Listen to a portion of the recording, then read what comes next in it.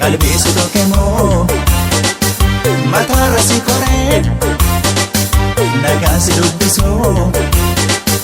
maaliif si gubareeya silaa mukin jiruu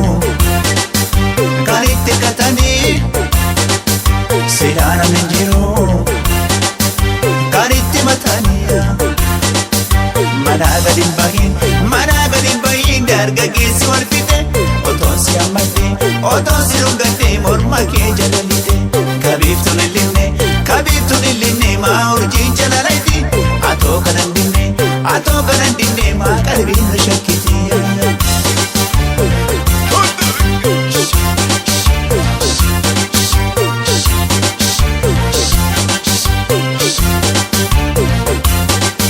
dargaggeessi salaale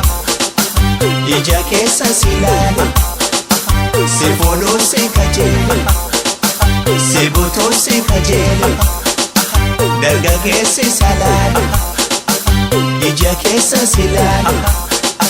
si fuudhuun si kajeele si butuun si kajeele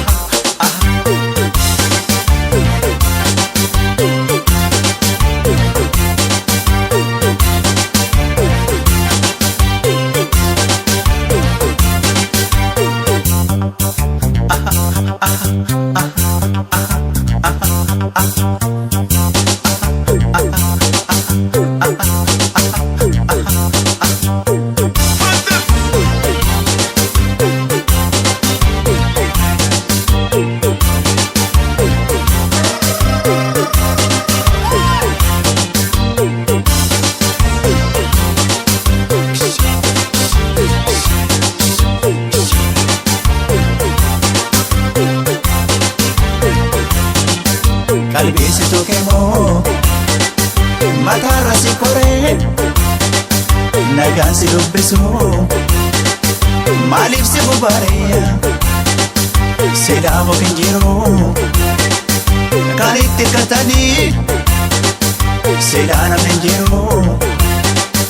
kan itti mataniya atoobisiin dhufe maa fardaan gulufanii atoobisiin qillee yoo margaa si dhufanii laaftoo muka guddaa maa karaatti jiranii atoota kittumaa maa kumaa si marsanii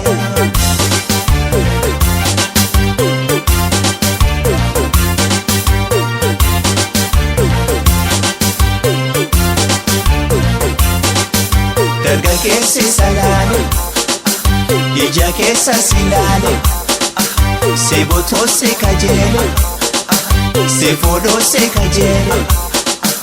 dargaggeessi salaale ija keessa si ilaale si butuun si kajeele